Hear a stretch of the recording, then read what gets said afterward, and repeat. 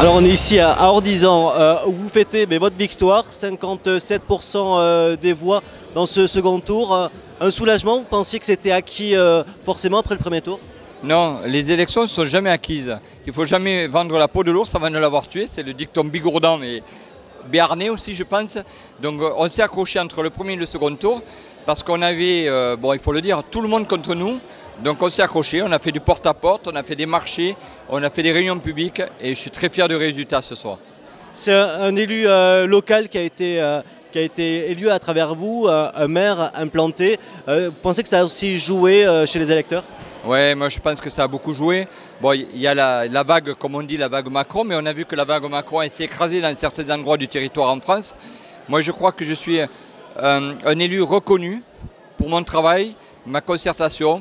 Moi je vais chez les autres, je vais vers les autres et c'est un peu mon ADN. À qui vous avez pensé ce soir à 20 h et quelques quand les résultats sont tombés officiellement? J'ai pensé à Roland Castel. Voilà, ce soir à la mairie j'ai fait un mot, plus particulièrement pour les électeurs bagnérais qui m'ont toujours accompagné. Je suis très fier d'être le maire de Bagnères parce que c'est une très belle ville. J'ai des électeurs formidables, j'ai des gens, je suis amoureux de cette ville.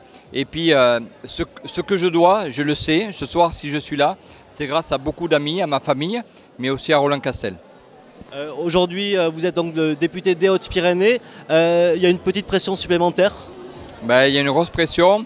Alors ce soir, je profite du moment, je profite avec mes amis. Tous ceux qui ont travaillé, on était 200 ce soir à faire la fête, raisonnablement, puisqu'on est là pour travailler et puis pour passer un bon moment. Et puis demain est un autre jour.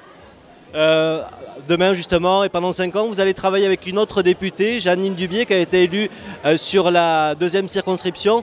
Est-ce que c'est un duo qui sera au service des Hautes-Pyrénées? Moi je pense, j'ai travaillé déjà en tant que maire de Bagnères. Je suis très impliqué au niveau de l'association nationale des maires de montagne.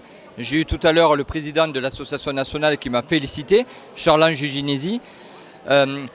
Jeannine le connaît bien, elle a travaillé avec lui en tant que député. Lui, il a fait le choix de ne pas se représenter. Je veux être le député de la montagne, et en particulier des Hautes-Pyrénées, mais de la montagne au sens large de la France. Donc je travaille avec Jeannine sans aucun souci.